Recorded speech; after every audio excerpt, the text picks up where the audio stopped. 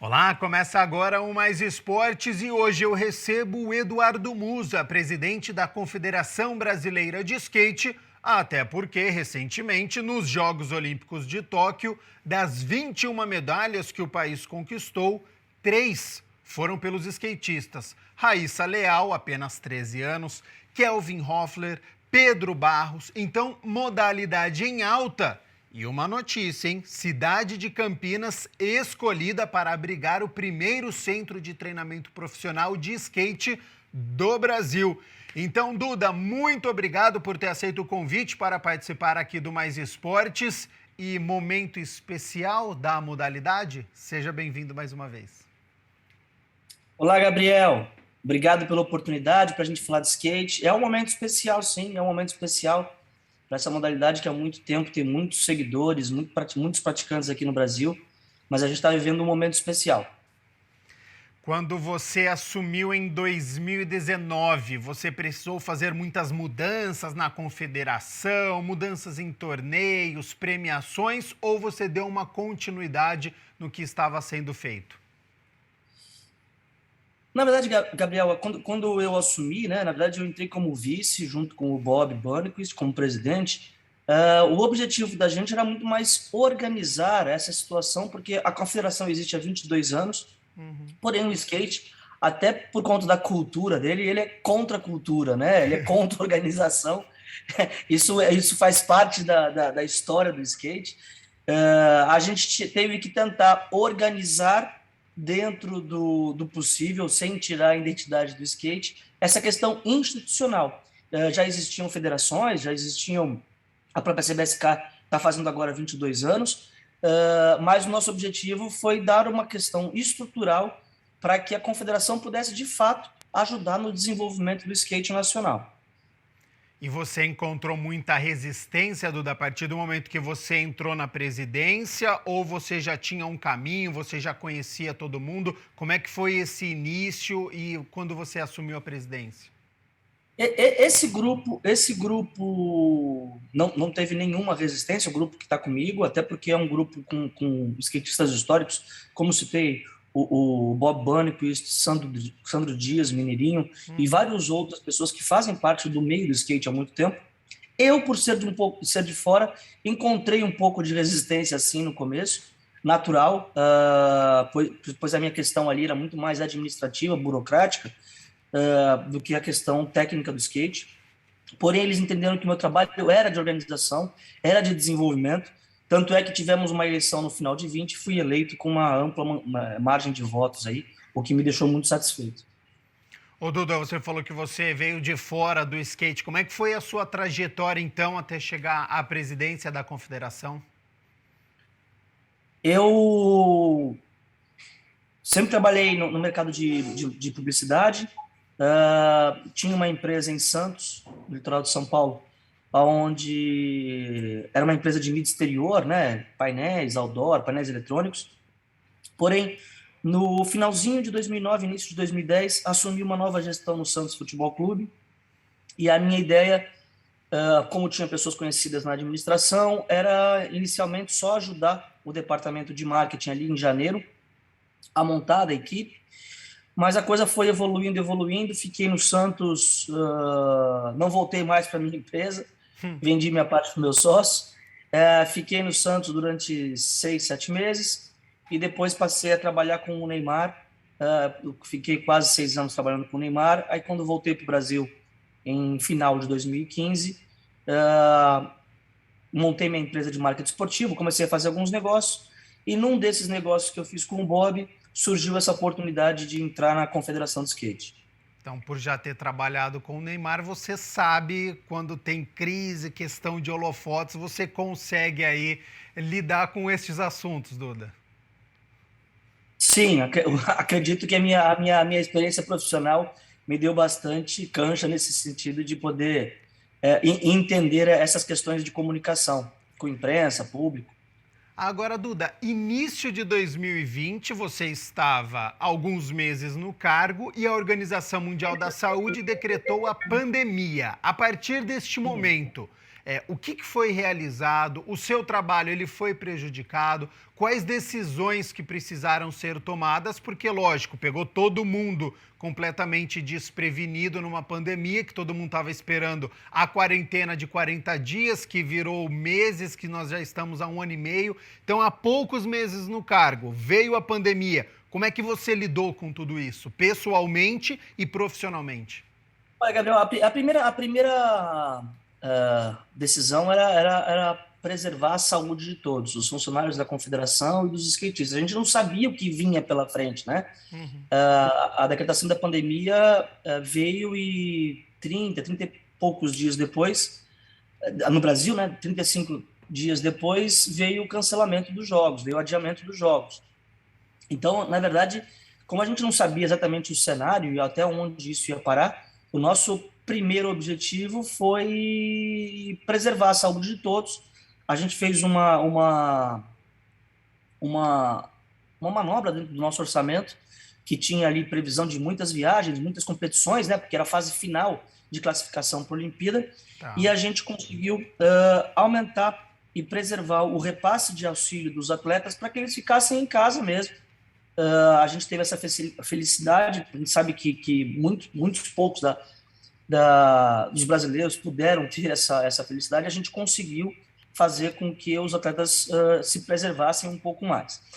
E claro, depois a gente aguardou um pouco o cenário ficar um pouquinho mais claro, e a gente tinha a certeza de que, quando a gente teve a certeza que as Olimpíadas iam ocorrer, a gente voltou à questão de preparação física em casa.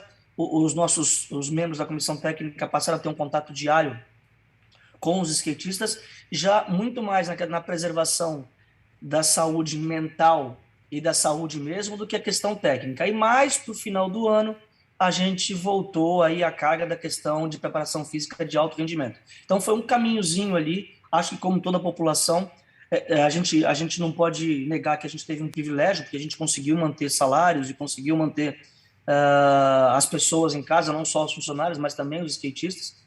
E aí depois, mais para o final do ano, a gente conseguiu com alternativas, mandando para o exterior. Às vezes um estado estava melhor que o outro aqui no Brasil, então a gente deslocava as pessoas entre estados aqui. Esse foi o nosso caminho para tentar minimizar os efeitos trágicos dessa pandemia. Como é que foi este planejamento, esta preparação? Porque era a primeira vez do skate na competição, então foi uma novidade para todo mundo, Duda. Como é que você teve que lidar com estes holofotes em uma modalidade que estava chegando dentro do skate e fora também? Como é que você estava sentindo a entrada da modalidade nos Jogos Olímpicos? Realmente era tudo novidade e para complicar mais ainda tinha a questão da pandemia, né? Então, foi uma novidade dupla aí que a gente teve que saber administrar. A questão principal era entender como eles iam reagir até a própria classificatória, porque, para ser muito sincero, no finalzinho de janeiro a gente não tinha muito claro da Federação Internacional como a gente iria terminar a classificação das Olimpíadas. Então, existiam algumas inseguranças sobre vamos poder viajar, se não conseguirmos viajar, os campeonatos vão continuar valendo os pontos, quem estava no ranking em 2019 é esse que vai classificar para a Olimpíada. Então, a questão mental a gente trabalhou muito. E especificamente sobre a questão dos Jogos Olímpicos, eu acho que a gente foi muito feliz no nosso planejamento, sendo do skate, né, falando especificamente do skate, a delegação que chegou mais cedo na Vila Olímpica. E isso eu acho que é um mérito da nossa equipe de planejar isso, porque a gente teve aquele dia e meio a mais que todo mundo, onde a gente conseguiu dar ao skatista brasileiro aquele dia a mais, exatamente esse período, para conhecer, para a ansiedade passar, para entrar no dia a dia, entender a alimentação da vila, sem zero pressão de horário, e aí sim depois entramos na rotina dos horários, da preparação, e acho que isso fez com que eles matassem a ansiedade e focassem especificamente nos jogos. Agora, Duda, já que nós desembarcamos em Tóquio nos Jogos Olímpicos, a maioria das pessoas acompanhou a modalidade foi um fenômeno, né? As redes sociais bombando, teve uma grande aceitação. Brinquei até com a Bia Sodré, que eu entrevistei recentemente, que os nomes das manobras, as notas dos juízes contestados, todo mundo passava a entender tudo de skate, os memes, tudo isso contribuiu muito, né, para a modalidade. Lá em Tóquio, vocês tinham a dimensão do que estava acontecendo aqui? Olha, Gabriel, a dimensão exata não, vou ser muito honesto com você, a dimensão exata não. Claro que através de redes sociais a gente ia acompanhando, é importante lembrar que como as competições eram seguidas, então primeiro foi a masculina e depois foi a feminina, esses 2 dias a gente praticamente não via rede social, porque tinha muita coisa para fazer, muita programação, então pós a competição das meninas, né, do street feminino, a gente passou a olhar um pouco mais rede social e confesso que, de novo, só tive a noção exata quando cheguei no Brasil, mas que eu sabia ali que alguma coisa diferente estava acontecendo pela quantidade de interações por exemplo, a minha rede social é pequeniníssima, né? Obviamente tem que ser, eu não faço parte do show, quem faz são os skatistas, até a minha rede social estava agitada, coisa que comumente não é, mas vendo a dos skatistas, então, foi uma sensação bem legal, assim, mas a dimensão exata, como você perguntou, eu só tive quando cheguei no Brasil. Ô Duda, como é que é o dia a dia do presidente da Confederação Brasileira de Skate em Tóquio nos Jogos Olímpicos? Você fica prestando atenção onde que o atleta está, se ele está se alimentando bem, você fica no seu quarto de hotel planejando, você conversa com a comissão técnica, você fica nervoso, você estava calmo. Como é que é esse dia a dia nos Jogos Olímpicos? Olha, eu fiquei lá 20 dias, né? Porque eram as duas modalidades, né? Eu e a Tatiana Lobo, que é a gerente de seleções, e o Júlio, que é o observador técnico das duas modalidades, a gente ficou o período todo. Sobre ansiedade, nervosismo, eu alternei vários momentos desses durante os 20 dias, Gabriel.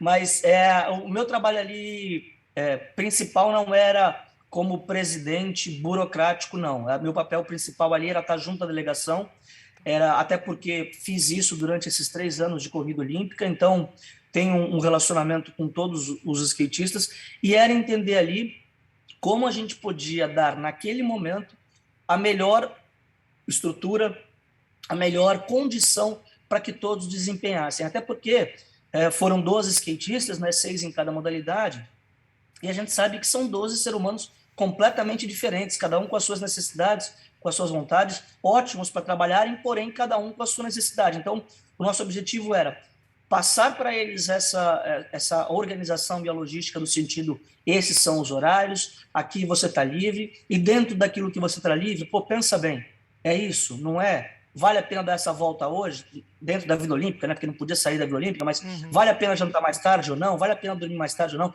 Rede social, o quanto está ajudando, o quanto está atrapalhando.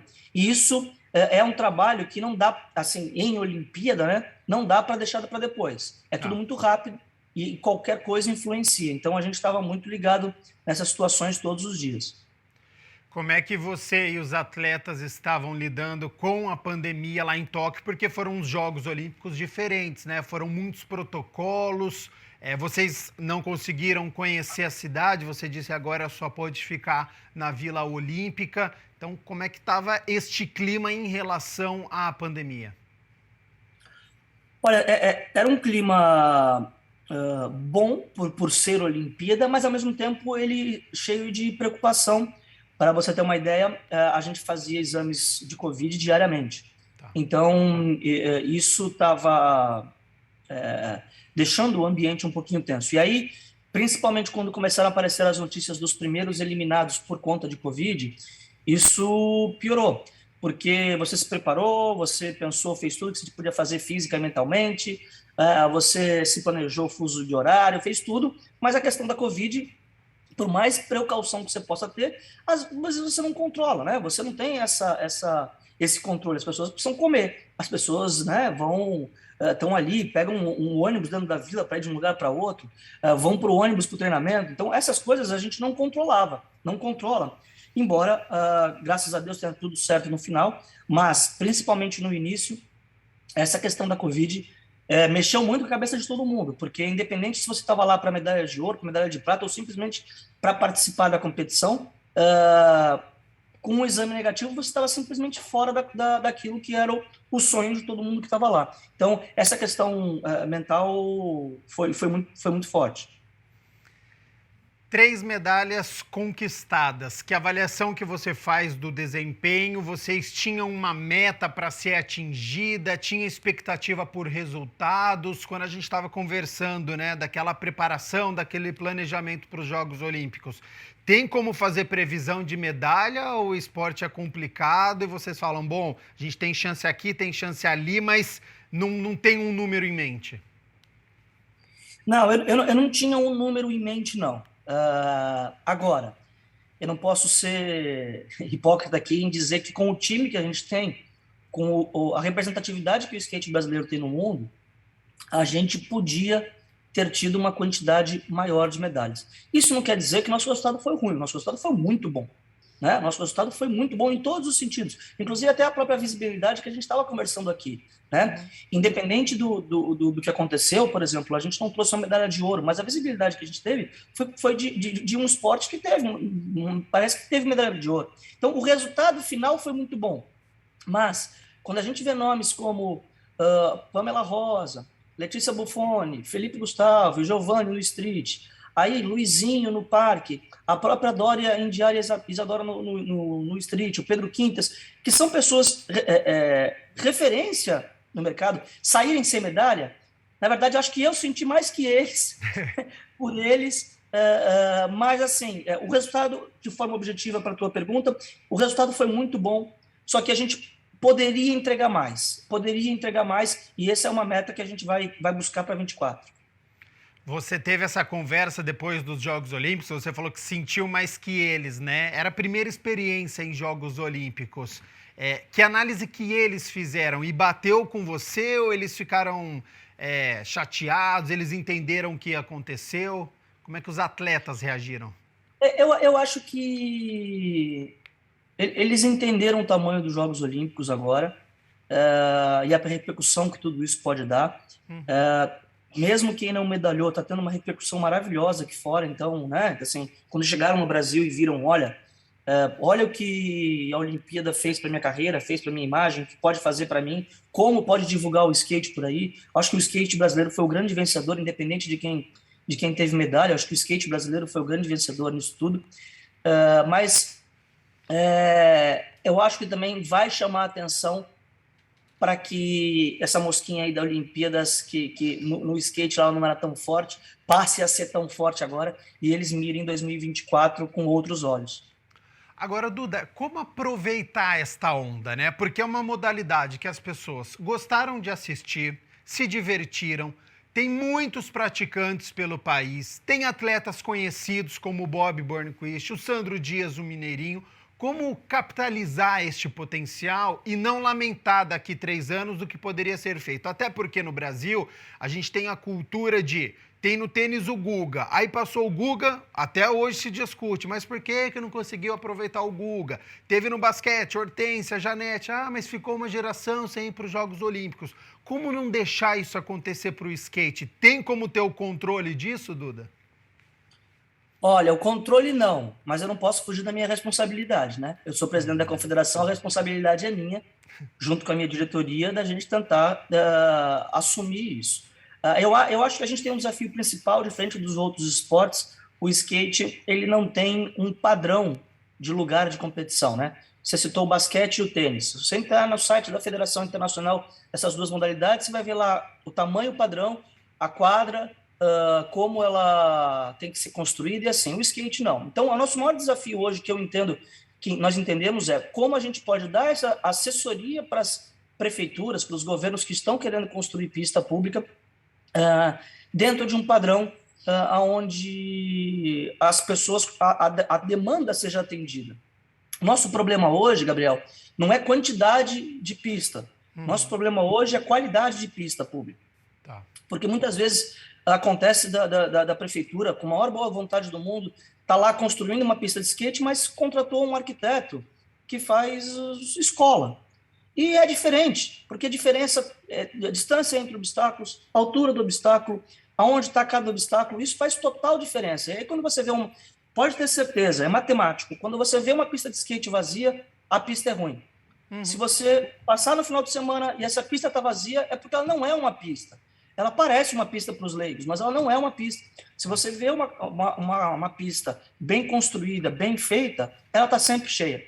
Então, o nosso objetivo agora para esses novos praticantes que estão surgindo é dar condições que eles aproveitem a melhor situação. Para o alto desempenho, a gente chega aí na região de Campinas, que a gente está criando aí junto com a Prefeitura e com o governo federal a possibilidade do centro de treinamento, que foi o principal problema na nossa preparação, o fato da gente não ter um centro, com a questão de pandemia, óbvio, mas também a questão nos Estados Unidos, por exemplo, eles terem esse centro de treinamento, e com o dólar a 5,30, né, Gabriel? Planejar uma viagem com 14 pessoas, com 2 grupos de 14 pessoas para os Estados Unidos a 5,30, não é moleza, não. Haja planejamento, né, Duda? Haja Esse planejamento. Haja burrice dos dirigentes, né? Haja burrice dos dirigentes. É uma equipe muito grande, né? 14 atletas com este dólar. Haja planejamento, então, para conseguir. Você citou... Pode falar, pode continuar. Não, é isso aí. Ô Duda, você citou sobre o centro de treinamento aqui na cidade de Campinas. Já nós vamos falar sobre ele. Eu tenho mais 2 perguntas para a gente poder fechar sobre os Jogos Olímpicos. Eu não posso deixar de citar, Duda, e eu quero te ouvir da minha parte pela primeira vez, não sei se você já está cansado de falar sobre isso, sobre a confusão, o que aconteceu em termos de relacionamento com o atleta, que bloqueou rede social, que teve problema de relacionamento. Você entende que foi superdimensionado? Você entende que com a modalidade ganhando cada vez mais holofote, isso pode acontecer e ficou uma lição? Como é que você entende o que aconteceu nos Jogos Olímpicos em relação a contato com os atletas? Olha, Gabriel, eu acho que vem no pacote daquilo que a gente está falando, da grande visibilidade de tudo que aconteceu com o skate. Eu sinceramente entendo que não aconteceu nada demais no sentido de grande, ganhou uma visibilidade por conta do momento do skate, mas eu acho que ficaram sim aprendizados de todas as partes. É importante a gente saber separar as questões pessoais. O ser humano é assim, a gente é assim, num grupo grande, não é todo mundo que se dá bem, não é todo mundo que se gosta. Acho que o fato de como foi revelado isso realmente deu uma repercussão maior do que deveria. Porém, eu sinceramente acho que isso é página virada no sentido de as pessoas entenderam agora que qualquer visibilidade agora, qualquer post do skate, isso vai reverberar, né? O que antes podia ser só uma picuinha ali numa bolha pequena, isso saiu. Mas eu não mudaria absolutamente nada do planejamento que foi feito. Repito que todo mundo, os skatistas, comissão técnica e a parte, junto com eu e a Tatiana e o Júlio que eu citei lá, que fomos para Tóquio, todo mundo sabia da situação de todo mundo em todos os momentos. Não foi uma novidade interna, né? Não foi uma coisa que atrapalhou a preparação, não foi alguma coisa que, nossa, que surpresa. Porém, óbvio que quando isso saiu, né, saiu da nossa bolha ali e foi para redes sociais e ganhou o mundo com a repercussão que teve, isso ganhou gerou um aprendizado para todos os envolvidos. Espero que realmente a gente tenha aprendido, até porque o skate continua pregando e vai continuar pregando essa questão de amizade e companheirismo. Isso não significa necessariamente que tenhamos que ser os melhores amigos, né? A gente precisa se respeitar e saber respeitar o trabalho, porque ali não é um ambiente de final de semana, churrasco, onde cada um convida quem quiser para sua casa. Ali é um ambiente profissional, que cada um classificou pelo seu mérito, né? Não foi escolha, por exemplo, o skate não é uma escolha da confederação. A classificação ali, os 12 nomes, conseguiram por méritos deles. Claro, ajudamos na estrutura, ajudamos muito, inclusive, na caminhada desses 12, porém o mérito é deles. E isso dá a independência a eles de agirem como sempre vieram agindo. Só que eu acho que, como você mesmo disse, ficou o aprendizado. Tá. Capítulo à parte, Raíssa Lealdo, de apenas 13 anos, medalha de prata. Perguntei para a Bia Sodré, atleta, se era comum, e ela disse que sim, que muitos atletas começam cedo mesmo. Você entende que iniciar cedo no esporte como hobby é algo normal? E essa pressão que já existe no esporte de alto rendimento com as crianças precisa ser tratado com cuidado? Como é que você está observando o fenômeno Raíssa Leal e os cuidados que tem que ter também para não ter a cobrança de toda criança com 13 anos já ter que estar em uns Jogos Olímpicos? Perfeito, Gabriel. Eu acho que é importante a gente saber separar as situações. O skate até julho de 2021 viveu uma situação e talvez, e aí não é certeza, a gente vai analisar e vai ver internamente como é que a gente vai seguir, talvez mude um pouco. É importante, por que eu te digo isso? Porque eu acho também que crianças, quando se fala em esporte de alto rendimento, existe às vezes uma pressão, uma cobrança que para a criança é demasiada. No skate nunca foi assim.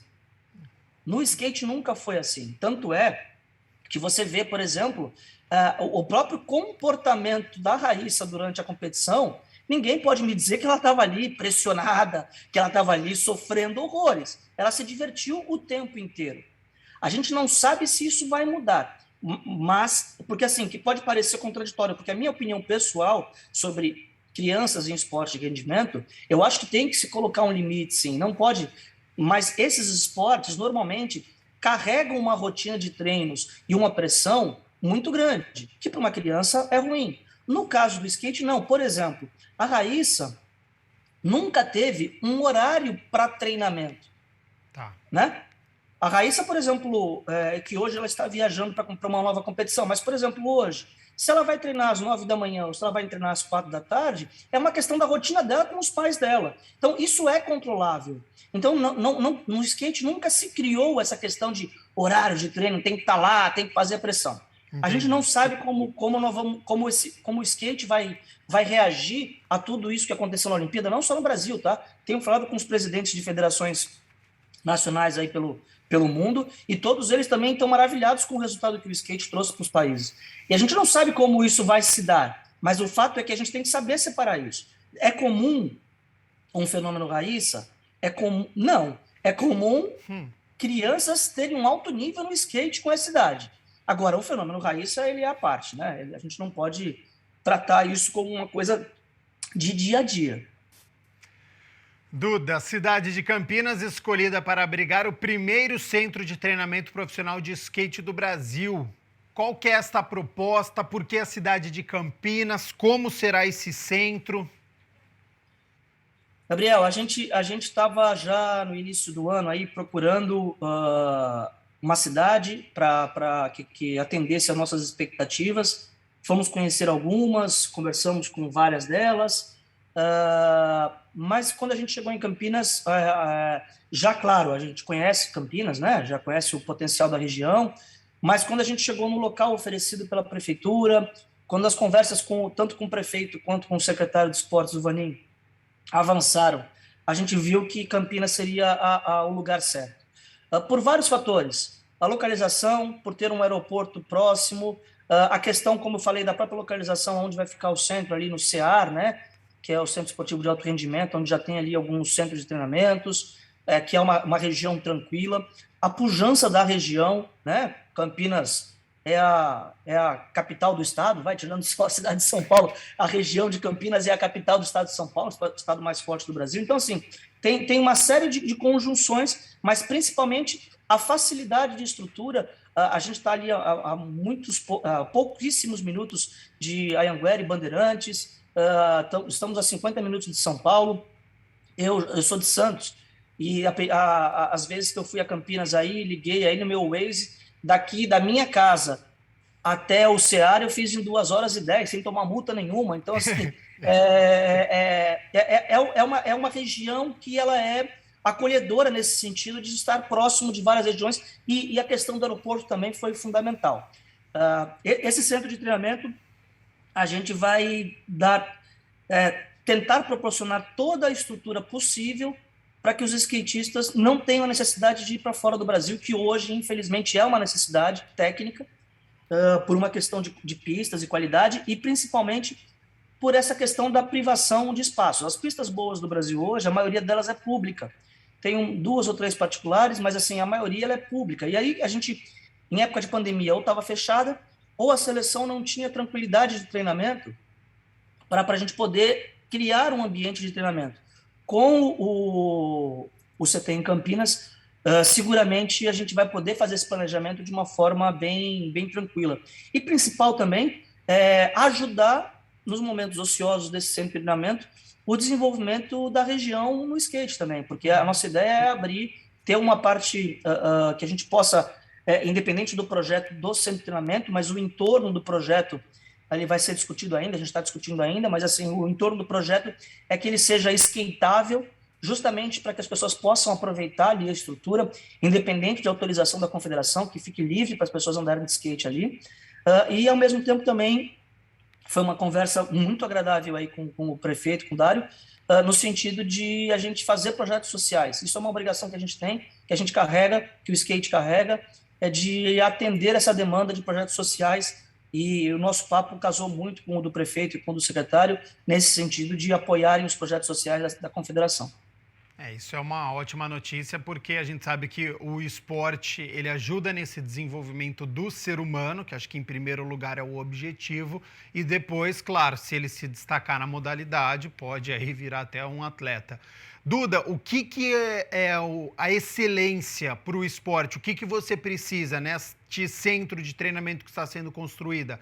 Vai ter pista para as 2 modalidades que nós vimos nos Jogos Olímpicos, para o parque, para o street? É uma modalidade só? São várias pistas? O que vocês estão pensando neste centro de treinamento? A gente vai ter 3 pistas, as 2 das modalidades olímpicas, naturalmente, e o vert. O vert é a modalidade talvez mais conhecida aí, e que ela é fundamental no treinamento para o parque. Pouca gente sabe, né? Assim, quem não é do meio do skate se atenta, mas o vert ele é fundamental para o treinamento de parque. Então a gente vai ter essas 3 modalidades. E aí, piscina de espuma, justamente para que eles fiquem à vontade para treinar manobras um pouco mais radicais e não se quebrem, né? A gente vai ter um centro de fisioterapia, de preparação física, salas de reunião, salas de convivência. A gente vai dar uma estrutura, a gente está pensando e está trabalhando para dar uma estrutura de primeiro mundo e que a gente vire referência mundial desse centro. A nossa ideia é fazer o que tem hoje de mais avançado no skate do mundo, que a gente consiga entregar em 22 aqui para o Brasil. Ótimo. E para a gente poder encerrar, sobre o calendário da modalidade, né, para este segundo semestre e já pensando no ano que vem, tem competições? A pandemia ainda está atrapalhando? A gente tem algumas competições, sim, a pandemia ainda está atrapalhando, até por uma questão de deslocamento. Algumas cidades estão mais abertas do que outras, e a gente se preocupa muito com a igualdade de condição. Então, por exemplo, de maneira, obviamente, fictícia, se Campinas está fechada e uma cidade do lado está aberta, quem anda de skate em Campinas está prejudicado, não está conseguindo se planejar. Como é que eu faço uma competição entre as 2 cidades, por exemplo, se uns estão treinando e outros não? Então, a gente tem pensado nisso, mas seguramente teremos competições ainda nesse segundo semestre, tanto as amadoras quanto as profissionais. A gente deve ter uma grande inaugurando a pista de Porto Alegre, que é a maior pista da América Latina, que foi recém-construída, e não foi nem inaugurada, inclusive por conta da pandemia, mas a gente deve ter uma competição lá, e deve ter o nosso final de calendário no Rio de Janeiro, no início de dezembro, fechando 2021, que foi um 2021 pobrinho em relação às competições nacionais, por conta da pandemia, mas muito rico para o skate brasileiro, que eu acho que a gente merece ter essa comemoração dentro dos protocolos necessários, mas a gente deve fazer esse evento no Rio aí final do ano. Eduardo Musa, o Duda, presidente da Confederação Brasileira de Skate, muito obrigado pela disponibilidade do seu tempo, por todas as informações que foram passadas aqui. Boa sorte neste novo ciclo olímpico, né? Já que o skate agora ele está nos Jogos Olímpicos, então agora vocês vão começar a trabalhar mais do que nunca para estes 3 anos, mas claro que durante este período tem grandes competições que são importantes também para a modalidade, que o desenvolvimento aconteça em todo o país, que a cidade de Campinas possa participar através deste centro de treinamento e sempre com crescimento de praticantes. Já fica o convite aqui para uma próxima oportunidade, para a gente poder voltar a conversar, já que tem muitos assuntos aí para serem abordados.